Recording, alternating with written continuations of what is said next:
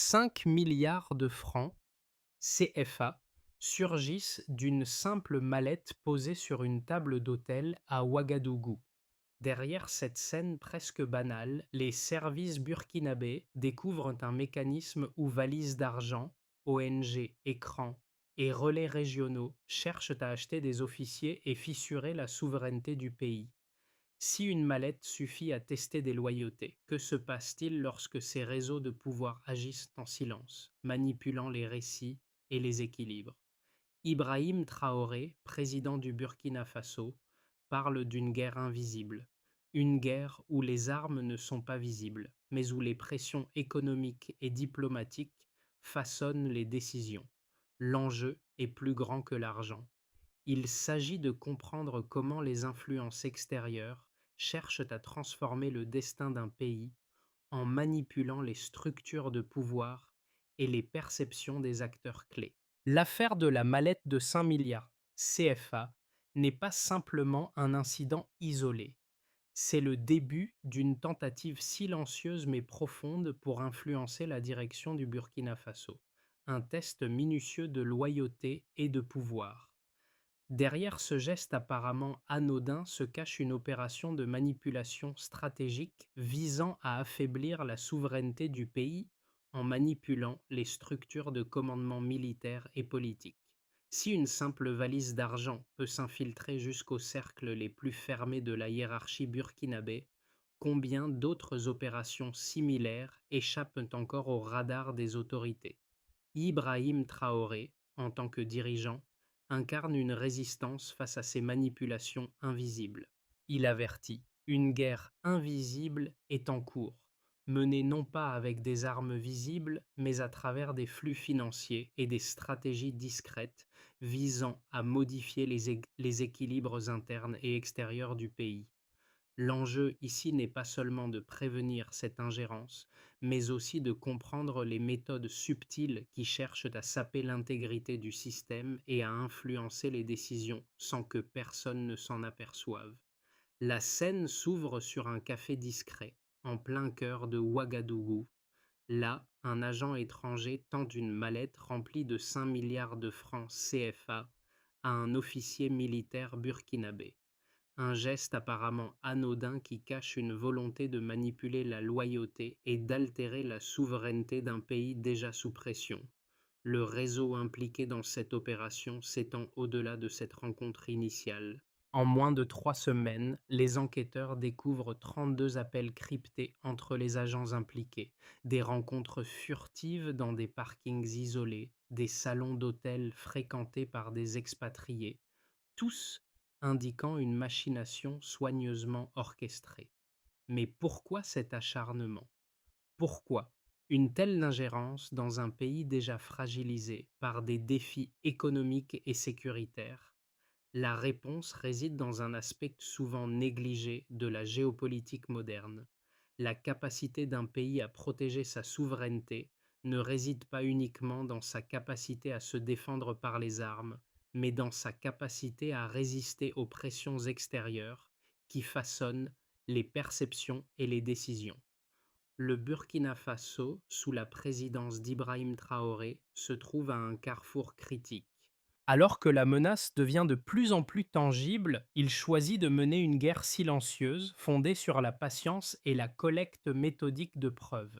Plutôt que d'affronter l'adversaire directement, il l'observe, attend et collecte des indices jusqu'à ce que l'opération prenne forme sous ses yeux. Ce choix stratégique transforme l'opération en un piège inversé, où la précaution et la lenteur permettent de découvrir l'ampleur de l'ingérence avant de la confronter frontalement. Ibrahim Traoré, le président du Burkina Faso, occupe une position cruciale dans cette intrigue silencieuse. Alors que les réseaux d'influence cherchent à infiltrer le pays, son rôle est celui d'un stratège patient. Conscient de la complexité de la situation, il choisit de ne pas répondre immédiatement à l'offensive extérieure, mais plutôt de suivre l'évolution des événements avec une précision méticuleuse.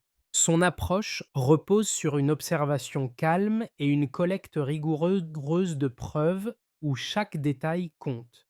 Traoré incarne un leadership résolu face à la manipulation géopolitique. Plutôt que de céder à l'impulsion d'une confrontation directe, il guide ses troupes dans un jeu de patience et de discernement. Ce n'est pas seulement une question de sécurité nationale, mais de redéfinition de la souveraineté du Burkina Faso face à des acteurs extérieurs. Les premières étapes de l'enquête révèlent un réseau complexe où des ONG écrans, des acteurs régionaux et des forces étrangères conspirent pour miner la cohésion militaire et politique du pays. Mais les actions d'Ibrahim Traoré ne se limitent pas à une simple réaction. Son attitude dès le début a permis de déstabiliser les plans des instigateurs, et cette prise de recul stratégique a amplifié l'impact de l'opération en permettant de révéler la structure et l'étendue du réseau. Sa stratégie, qui commence par une observation silencieuse, finit par donner naissance à une réponse collective et cohésive où chaque acteur du gouvernement et de l'armée participe à la neutralisation de la menace. L'affaire commence le jour où une simple mallette contenant 5 milliards de francs CFA est déposée discrètement sur une table d'hôtel à Ouagadougou. Ce n'est que la première étape d'un processus bien plus complexe. En seulement quelques semaines, l'enquête révèle l'étendue d'un réseau international qui cherche à s'immiscer dans les affaires internes du Burkina Faso. Le mécanisme est à la fois subtil et sophistiqué, impliquant des ONG écrans, des agents régionaux, des diplomates et même des acteurs du secteur privé. Chaque acteur semble jouer son rôle, contribuant à un dispositif visant à acheter des loyautés et à fissurer la cohésion militaire du pays. Ibrahim Traoré, en tant que leader, comprend immédiatement les implications de cet acte, mais il choisit d'agir avec discernement. Plutôt que de se précipiter, il ordonne une observation minutieuse, cherchant à comprendre l'ampleur du réseau avant de réagir. Une équipe d'investigation est mise en place pour collecter des preuves. Les premiers rapports arrivent rapidement. 32 appels cryptés passés en moins de 3 semaines, chacun correspondant à une rencontre ou une discussion sur des sujets d'intérêt stratégique. L'objectif devient clair. Il s'agit de tester la loyauté des officiers militaires et de semer le doute dans les rangs de l'armée. Les forces militaires burkinabées, cependant, sont prêtes à répondre à cette tentative de déstabilisation. Conscients de la menace, certains soldats choisissent de jouer le jeu, en feignant l'hésitation et en recueillant des informations clés sur les relais de l'opération. Cette approche, bien que risquée, permet d'identifier les agents étrangers responsables et les ONG qui servent de couverture. L'enquête fait un bond en avant lorsqu'une rencontre décisive est programmée, où l'intermédiaire apporte la mallette avec l'argent. C'est à ce moment-là que les autorités burkinabées, sur ordre de Traoré, interviennent, neutralisant le réseau dans une opération éclair. Une fois l'argent saisi et les agents arrêtés, le pays prend conscience de l'étendue de l'ingérence extérieure. Les médias locaux, les réseaux sociaux et même des manifestations dans les rues révèlent une réaction de masse. La société burkinabé se réunit autour de l'idée de souveraineté retrouvée, prête à défendre son autonomie contre les pressions extérieures. Ibrahim Traoré, fidèle à sa stratégie, souligne que cette victoire n'est qu'une étape dans un combat plus large pour préserver l'indépendance du pays face à des acteurs internationaux qui n'hésitent pas à utiliser des méthodes subtiles pour atteindre leurs fins.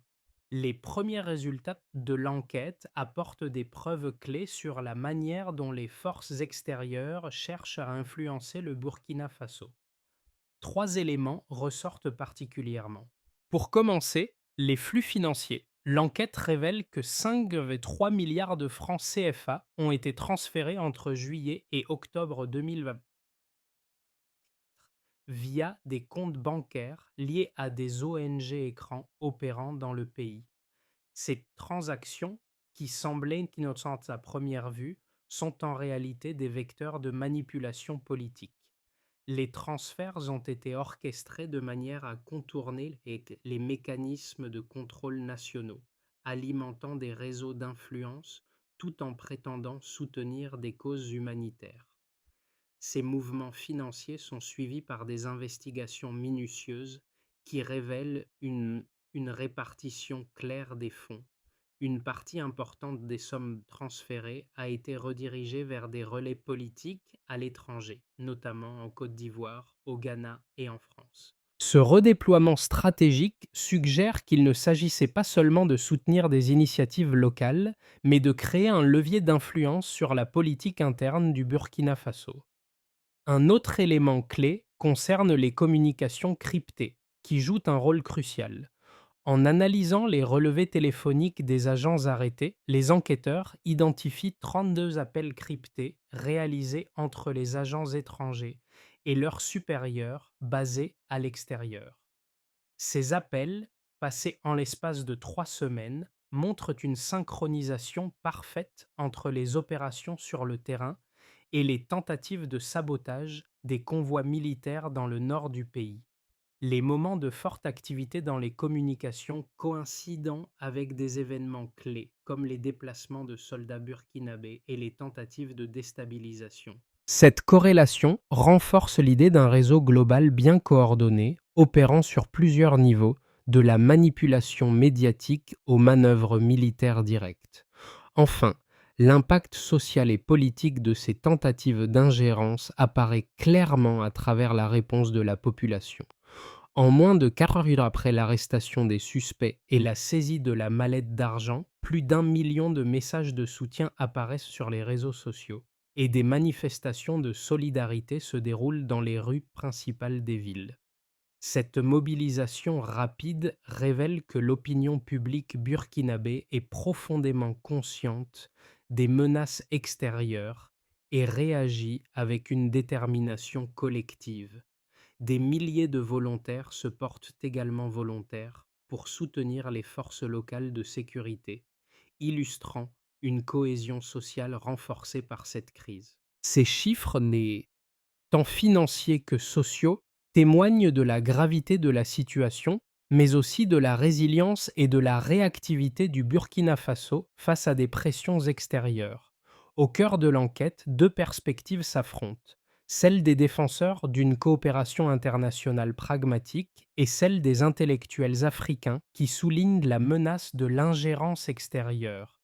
D'un côté, certains experts internationaux, notamment dans les chancelleries occidentales, soutiennent que le Burkina Faso ne pourrait pas se permettre de couper les ponts avec ses partenaires étrangers, malgré les ingérences notées. Selon cette position, la rupture des accords de coopération pourrait entraîner des pertes économiques significatives, affectant les programmes conjoints et la fourniture d'aides techniques essentielles à la stabilité du pays. Pour eux, la dépendance n'est pas une faiblesse, mais un compromis nécessaire face à un environnement international volatile. Ils affirment que des pays confrontés à des défis sécuritaires et économiques comme le Burkina Faso ont besoin de ces partenariats pour maintenir leurs infrastructures, leur stabilité économique et leur sécurité. De l'autre côté, une vision plus critique, portée par des intellectuels et des leaders africains, avance que la véritable menace réside dans l'asymétrie des relations internationales, où les aides financières et techniques sont souvent assorties de conditions politiques lourdes. Ces conditions, qu'elles soient implicites ou explicites, visent à limiter la souveraineté économique du Burkina Faso. Ils citent des exemples de contrats miniers désavantageux, de partenariats opaques et de tentatives de contrôle indirect sur les décisions internes. Pour cette école de pensée des l'affaire de la mallette ne serait pas un accident isolé, mais un symptôme d'un système plus vaste de manipulation où les réseaux d'influence cherchent à imposer une tutelle déguisée. Cette position met en lumière les dangers de maintenir des relations de dépendance avec des puissances étrangères qui, tout en prétendant aider, orientent subtilement les politiques internes des pays concernés. Face à ces deux points de vue opposés, les faits soutiennent une vision plus nuancée.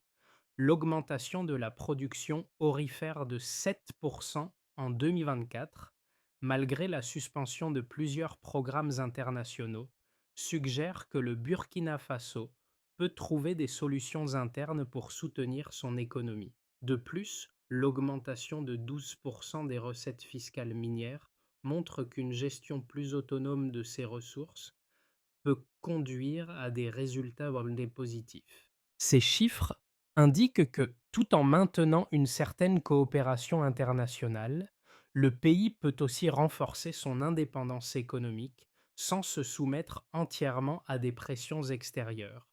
La souveraineté nationale, comme le soulignent de plus en plus de voix au Burkina Faso, repose donc sur une gestion active des ressources internes et une stratégie de coopération plus équilibrée avec ses partenaires étrangers.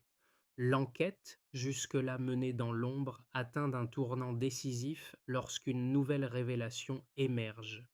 Un agent étranger censé ne jouer qu'un rôle mineur dans cette manipulation dévoile la véritable étendue du réseau. Lors d'une réunion dans un hôtel de la capitale, il annonce une date clé où toutes les pièces du puzzle doivent s'emboîter. Le financement d'un changement de régime, la manipulation des narratifs médiatiques et l'infiltration des forces de sécurité burkinabées. Cette révélation secoue les autorités burkinabées. Le plan, pourtant bien orchestré et apparemment inoffensif, cache une stratégie plus audacieuse. Ce n'est pas une simple tentative d'achat de loyauté, mais un effort coordonné visant à déstabiliser les bases mêmes du pouvoir national. À partir de ce moment-là, l'enquête prend une tournure plus agressive. Les forces burkinabées, guidées par Ibrahim Traoré, ne se contentent plus de collecter des preuves, mais passent à l'action, déterminées à neutraliser un réseau bien plus vaste que prévu. L'opération de démantèlement du réseau d'ingérence a un impact immédiat et significatif sur plusieurs niveaux de la société burkinabé. La première conséquence notable est la mobilisation populaire qui s'ensuit. En l'espace de 48 heures, plus d'1 million de messages de soutien au gouvernement et aux forces de sécurité inondent les réseaux sociaux. Les Burkinabés, indifférents au départ, se sentent désormais interpellés par la menace qui pèse sur leur souveraineté et leur avenir. Cette prise de conscience collective se traduit par des manifestations dans les rues principales de Ouagadougou et Bobo-Dioulasso, où des milliers de citoyens affichent leur solidarité avec le gouvernement. Ce phénomène, bien que spontané, marque un tournant dans la perception de la souveraineté nationale. Pour la première fois depuis longtemps, la population semble unie autour de l'idée de défendre l'intégrité du pays contre toute forme d'ingérence étrangère. D'un point de vue économique, l'échec de l'ingérence a des conséquences directes sur la gestion des ressources naturelles. L'augmentation de 7% de la production aurifère en 2024 est perçue comme un signe de résilience économique. Malgré la suspension de certains programmes internationaux, le Burkina Faso démontre qu'il peut maintenir son dynamisme économique par une gestion plus autonome. L'augmentation des recettes fiscales minières de 12% est une preuve de l'efficacité de cette nouvelle approche. Le gouvernement, en réaction à la crise, entreprend également une révision des contrats miniers et des partenariats commerciaux, renégociant des accords jugés léonins afin de réorienter une partie des ressources vers des projets d'infrastructure et de développement locaux. Sur le plan militaire, la cohésion interne s'en trouve renforcée. L'opération a permis de tester la loyauté des troupes et d'identifier les points faibles du système de commandement. Les forces armées, désormais plus unies, voient leur confiance restaurée, non seulement dans leur leadership, mais aussi dans leur capacité à repousser les menaces extérieures. Les soldats qui ont participé à l'opération de neutralisation du réseau sont désormais considérés comme des héros nationaux, incarnant un modèle de discipline et de vigilance. Cette dynamique crée une nouvelle ère de collaboration entre les militaires et la société civile, qui se perçoivent désormais comme des partenaires dans la préservation de la souveraineté du pays. Enfin, sur le plan diplomatique, Les conséquences sont profondes. Le Burkina Faso, auparavant perçu comme un maillon faible dans la région, se positionne désormais comme un acteur déterminé à défendre ses intérêts contre les influences extérieures. Les pays voisins, notamment le Mali et le Niger, saluent la fermeté du Burkina Faso face à cette tentative d'ingérence et une nouvelle ère de coopération régionale commence à se dessiner. Le pays entre dans un processus de rapprochement avec ses voisins du Sahel, partageant des données sensibles et renforçant les mécanismes de surveillance régionale. Le message est clair, le Burkina Faso n'est plus un territoire facile à manipuler, mais un acteur clé de la stabilité régionale. L'échec de l'ingérence extérieure offre au Burkina Faso plusieurs trajectoires possibles pour l'avenir. Le scénario le plus probable voit le pays maintenir le cap tracé après l'échec de l'opération. Le gouvernement continue de renforcer son contrôle sur les flux financiers, avec une série d'audits trimestriels obligatoires pour les ONG opérant dans les secteurs sensibles. Les autorités investissent dans l'infrastructure locale, réorientant les ressources vers des projets de développement régional et un soutien accru à la sécurité intérieure. Cette approche permet à l'économie de croître de manière modérée avec une estimation de croissance du PIB d'environ 3,5% au cours des prochaines années. Les relations avec les partenaires internationaux restent limitées mais pragmatique, et le Burkina Faso cherche à établir des relations bilatérales solides avec ses voisins africains au sein de l'Alliance des États du Sahel, favorisant une coopération régionale renforcée. Bien que le pays soit encore sous pression, cette trajectoire offre une stabilité relative ancrée sur l'autonomie économique et une vigilance renforcée contre toute nouvelle tentative d'ingérence. Le second scénario envisage une dynamique plus favorable, où le Burkina Faso, soutenu par une coopération renforcée avec ses voisins, devient un acteur majeur d'un espace économique intégré au sein de la région du Sahel. Si le pays parvient à solidifier ses relations avec le Mali et le Niger, une mutualisation des ressources énergétiques et des investissements croisés pourrait permettre une croissance plus élevée, estimée à 6% sur les 12 prochains mois. Le Burkina Faso bénéficierait d'un marché régional élargi, tout en réduisant sa dépendance aux circuits financiers dominés par des acteurs extérieurs. Ce scénario serait porteur de stabilité régionale, tout en renforçant la position géopolitique du pays. Toutefois, la réalisation de ce scénario dépendra de la capacité du gouvernement à maintenir l'unité interne et à répondre efficacement aux pressions économiques. Enfin, le troisième scénario, plus risqué, voit le Burkina Faso confronté à une série de défis accrus. Les tentatives d'ingérence pourraient se poursuivre sous des formes plus subtiles, notamment par des campagnes de déstabilisation, l'isolement économique ou des pressions diplomatiques extérieures. Une contraction du PIB de 2% pourrait affaiblir les institutions et créer des fractures internes dans la société. Ce scénario souligne la vulnérabilité du pays face à des tentatives indirectes d'influencer les décisions politiques et économiques. Si les tensions internes s'aggravent, le Burkina Faso pourrait être amené à adopter des mesures de renforcement de la sécurité nationale, ce qui pourrait limiter ses capacités à engager des réformes structurelles nécessaires à son développement à long terme. Ainsi, bien que chaque scénario présente ses risques et ses avantages, la clé pour le Burkina Faso réside dans sa capacité à maintenir une souveraineté active et mesurable en équilibrant ses relations extérieures et en renforçant sa résilience interne. L'opération menée par Ibrahim Traoré et les forces burkinabées n'est pas seulement une victoire pour le pays, mais aussi un appel à la vigilance collective.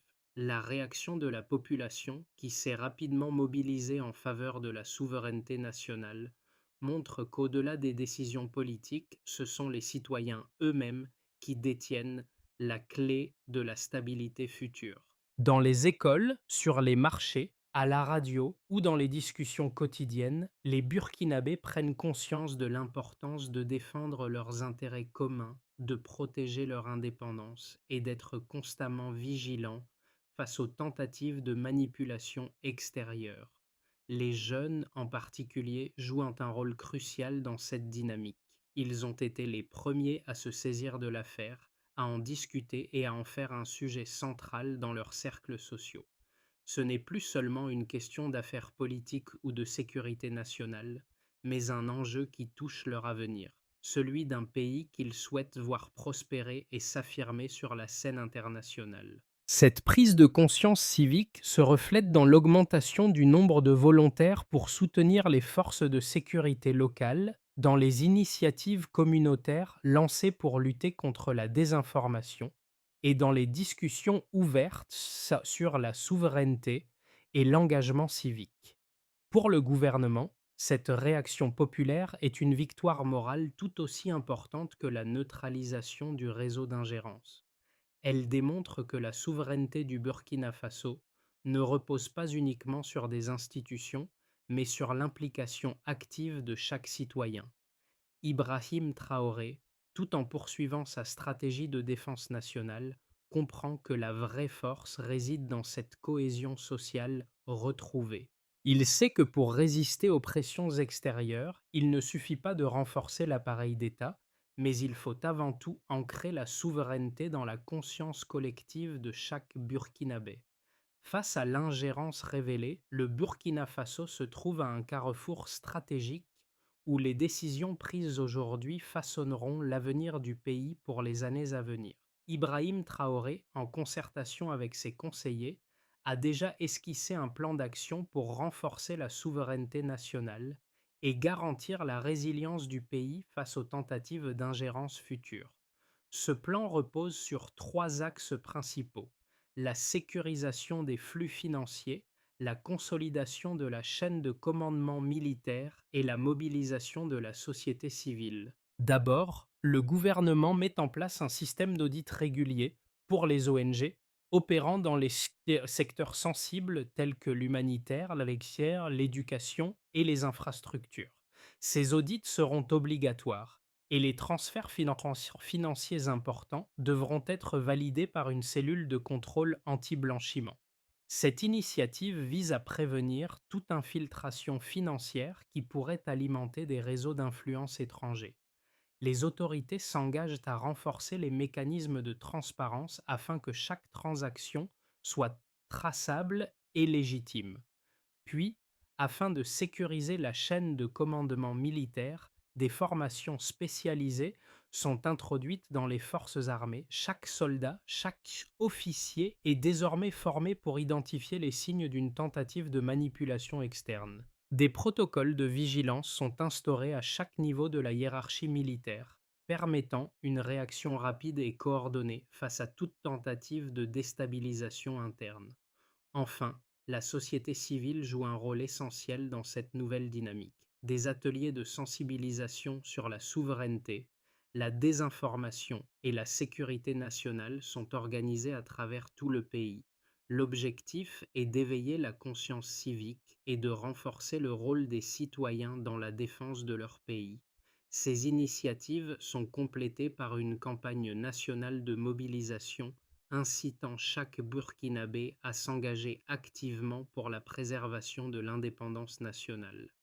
Cette approche multidimensionnelle crée une synergie entre l'État, les forces armées et la société civile, permettant au Burkina Faso de se préparer face à toute tentative future d'ingérence. Ce plan est une feuille de route claire vers un avenir plus souverain et plus résilient. La victoire du Burkina Faso contre l'ingérence étrangère marque un tournant décisif dans l'histoire du pays. Ce moment où la souveraineté nationale a été préservée grâce à l'unité et à la vigilance des Burkinabés incarne la force de la cohésion collective. Ibrahim Traoré, bien que discret, s'impose comme un symbole de cette résistance silencieuse. Il montre que la souveraineté ne se gagne pas uniquement par des décisions politiques ou militaires, mais par un engagement profond et partagé de chaque citoyen, chaque soldat, chaque acteur du pays. La figure du soldat infiltré, de l'officier qui a risqué sa vie pour dévoiler le complot, devient le modèle d'une nation unie autour de sa liberté. Ce moment de solidarité nationale est bien plus qu'une simple victoire contre un réseau d'ingérence. Il s'agit d'un appel à une vigilance continue, un rappel que la souveraineté est une pratique quotidienne, vécue et défendue par chacun. Le peuple burkinabé a désormais compris que la véritable force d'un pays réside dans sa capacité à s'unir face à l'adversité, à se défendre contre des influences extérieures, mais aussi à cultiver sa propre autonomie à chaque instant. Le chemin vers l'avenir, bien que semé d'embûches, est désormais tracé, celui de l'indépendance retrouvée, de la résilience collective et de la souveraineté active. Le Burkina Faso a montré au monde qu'une nation peut se défendre sans renoncer à son ouverture. Cette histoire de résistance, d'unité et de souveraineté retrouvée est loin d'être terminée. C'est à vous, citoyens et citoyens du monde, de réfléchir à la manière dont vous pouvez contribuer à la défense de vos valeurs, à la préservation de votre indépendance. La souveraineté n'est pas un concept abstrait, mais une réalité quotidienne qui se construit à travers l'engagement de chacun. Que vous soyez ici au Burkina Faso ou ailleurs, l'enjeu est le même. Défendre ce qui est à nous, protéger notre liberté de choix et rester vigilant face aux tentatives de manipulation. Partagez cette histoire, discutez-en avec vos proches, vos amis et engagez-vous dans des actions concrètes pour renforcer la souveraineté de vos sociétés. Chaque petit geste, chaque prise de conscience contribue à bâtir un avenir plus solide et plus libre. L'heure est à l'action collective, à la vigilance continue et à l'unité face à un monde en constante évolution. Ensemble, nous pouvons modeler l'avenir que nous souhaitons, celui d'un monde plus juste, plus équilibré et plus respectueux de l'indépendance de chaque nation.